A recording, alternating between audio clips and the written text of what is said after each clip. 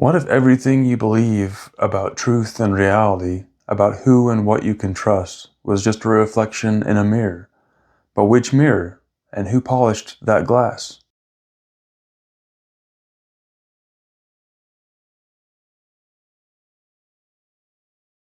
Welcome back to the Wisdom and Compassion community, where we untangle life's knottiest questions with open hearts and open minds. This week, we embark on a journey through truth, trustworthiness, and the nature of reality itself. Are facts merely facts? Can we know anything for absolute certain? And how do we know who or what to trust in a world buzzing with noise, illusion, and sometimes outright deception? You'll encounter ancient philosophers and modern neuroscientists. We'll dive into the psychology of trust, glimpse inside the machinery of belief, and face our own distortions before challenging you to look into your own mirror with new eyes. This isn't just a lecture, it's an invitation to reflect, share, and spark newfound conversations in your life. So let's begin where all journeys start, with a question and a bit of honest silence.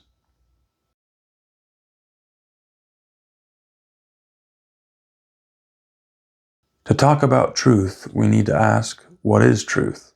Philosophers have debated this for thousands of years. One of the oldest and most intuitive models is called the correspondence theory of truth. In plain English, a statement is true if it matches reality. The sky is blue is true if, well, the sky is blue when you say it. But is it really that simple?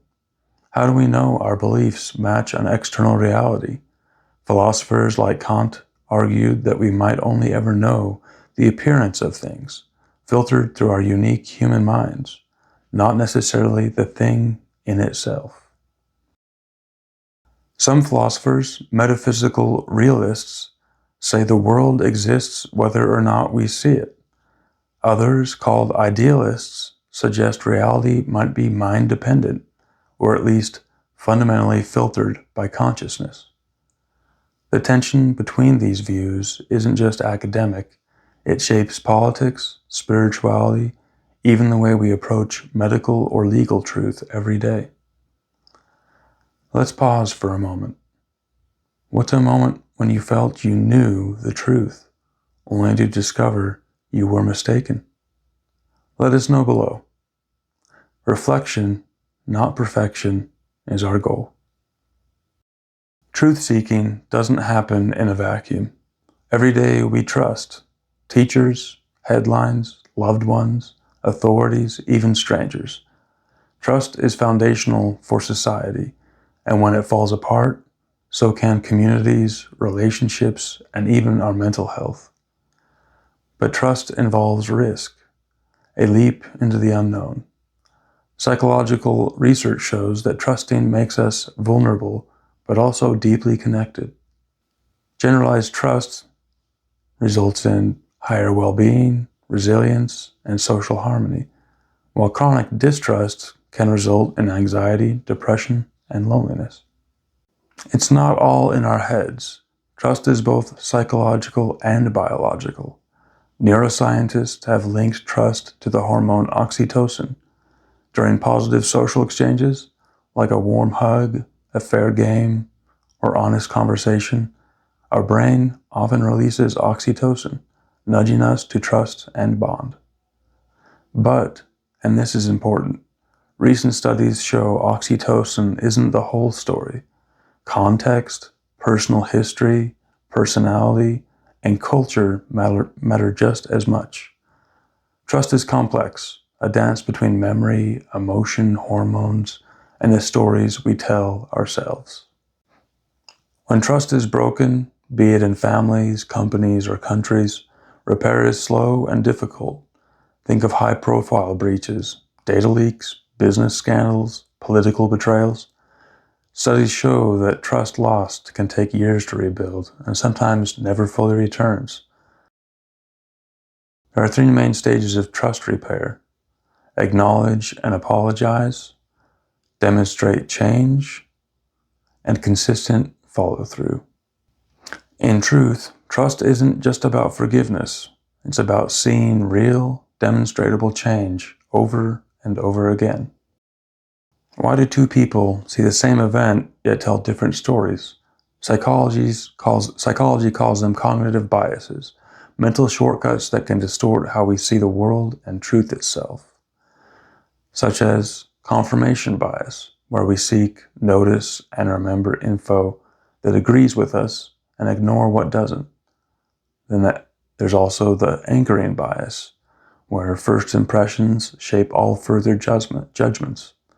The negativity bias, where negative info sticks more than positive. And social proof, where we believe what most people or our group believes. Recognizing bias isn't about blaming ourselves. It's about growing more curious. Only when we challenge our favorite stories can we see broader, deeper truths. In a world swamped by information, deepfakes, echo chambers, algorithmic feeds, truth can get lost in the noise. Social media supercharges our biases, amplifies rumor, and sometimes disguises fiction as fact. Who profits from spread confusion? Sometimes bad actors, sometimes algorithms just optimized to keep you scrolling, not to keep you informed.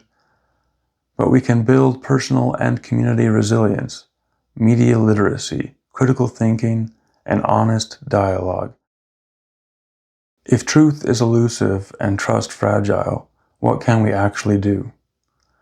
We can cultivate truthfulness by practicing honest self-reflection, by owning mistakes and repairing them, by asking open-ended and genuine questions and preferring clarity over cleverness. In relationships, organizations, and public life, trust comes from repeated honesty, consistent action, and yes, a willingness to admit when the truth is hard or inconvenient. Trustworthiness is built drop by drop, word by word.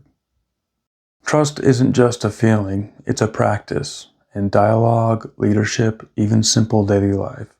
You can foster trust by consistent actions, by doing what you say you'll do, which results in reliability, through active listening, by paying full attention with no interruptions, which results in understanding, through transparent communication, by sharing the why and not hiding intent, which results in openness, through admitting faults, through owning mistakes quickly, which results in integrity, and by responsive repair through quick apologies and meaningful change, which results in trust recovery. Build habits of checking your own assumptions, listening for what's actually true for the other, not what you want to hear. Trust grows in the soil of empathy and clear communication. Big institutions can learn too. After corporate or political scandals, experts say real trust repair means owning up, being transparent, and showing change through actions, not PR spin. Some things can't be captured in words alone. Visual metaphors like mirrors, lenses, and veils help us grasp abstract ideas like truth and distortion. The mirror, truth, is a reflection, but what makes a mirror honest? Is it clean, cracked, warped, or colored by history?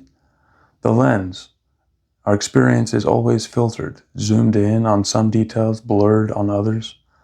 The veil, sometimes truths are hidden, covered, requiring effort or help from others to unveil.